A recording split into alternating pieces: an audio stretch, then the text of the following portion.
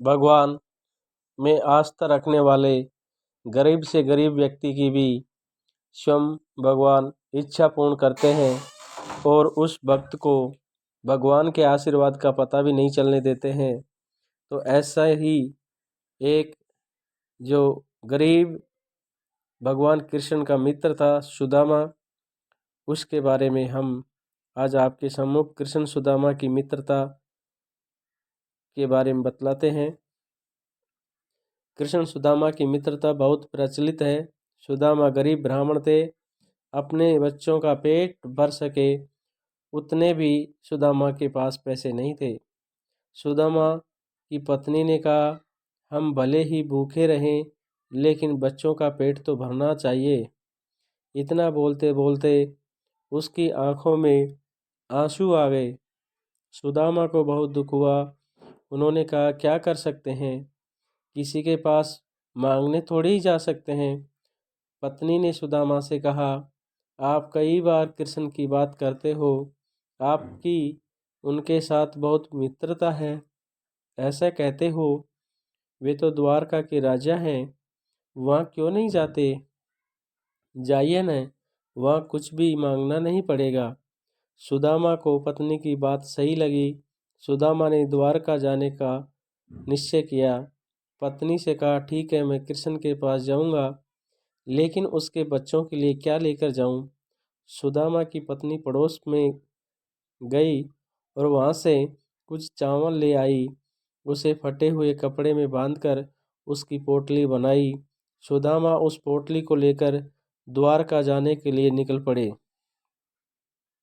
द्वारका देखकर सुदामा तो दंग रह गए। पूरी नगरी सोने की थी, लोग बहुत सुखी थे। सुदामा पूछते पूछते कृष्ण के महल तक पहुंचे।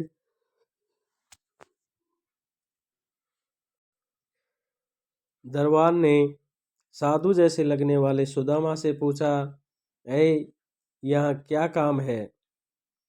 सुदामा ने जवाब दिया, मुझे मित्र कृष्ण से मिलना है, वह मेरा मित्र है। अंदर जाकर कहिए कि सुदामा आपसे मिलने आया है। दरबान को सुदामा के वस्त्र देखकर हंसी आई। उसने जाकर कृष्ण को बताया। सुदामा का नाम सुनते ही कृष्ण खड़े हो गए और सुदामा से मिलने दौड़े। सभी आश्चर्य से देख रहे थे, कहाँ राजा और कहाँ ये साधु। कृष्ण सुदामा को महल में ले गए। संदीपनी ऋषि के गुरुकुल के दिनों की यादें ताजा की। सुदामा कृष्ण की समृद्धि देखकर शर्मा गए। सुदामा चावल की पोटली छुपाने लगे, लेकिन कृष्ण ने खींच ली। कृष्ण ने उसमें से चावल निकाले और खाते हुए बोले, ऐसा अमृत जैसा स्वाद मुझे और किसी में नहीं मिला। बाद में दोनों खाना खाने बैठे। सोने की थाली में अच्छा भोजन परोसा गया। सुदामा का दिल भर आया। उन्हें याद आया कि घर पर बच्चों को पूरा पेट भर खाना भी नहीं मिलता है। सुदामा वहाँ 2 दिन रहे। वे कृष्ण के पास कुछ मांग नहीं सके। तीसरे दिन वापस घर जाने के लिए निकले। कृष्ण सुदामा के गले लगे और थोड़ी दूर तक छोड़ने गए। घर जाते हुए सुदामा को विचार आया, घर पर पत्नी पूछेगी कि क्या लाए तो क्या जवाब दूंगा। सुदामा घर पहुंचे। वहां उन्हें जो अपनी झोपड़ी नजर नहीं आई।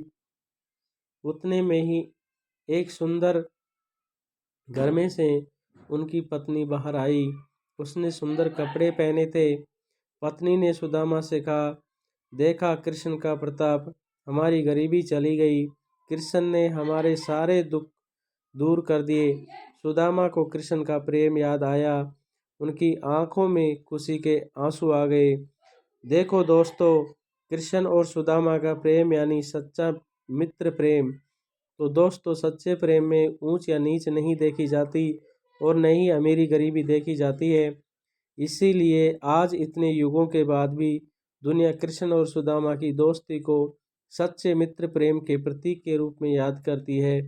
जय श्री कृष्णा, जय श्री कृष्णा, जय श्री कृष्णा।